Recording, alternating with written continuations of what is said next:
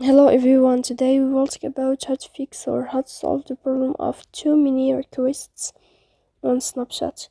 To know how to fix or how to solve the problem of too many requests on Snapchat, you should just go to settings.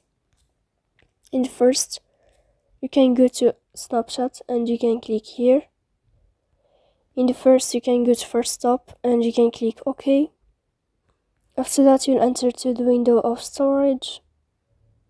Here you can click clear cache, don't click clear data, because that can cause the errors that can delete your account.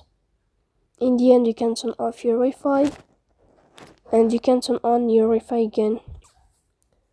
So if it's not working with you, you can go to Play Store, and you can update your app if you'll find it in this blue sign. So please don't forget to support us by like and subscribe. See you next time in another video, and thank you for your attention.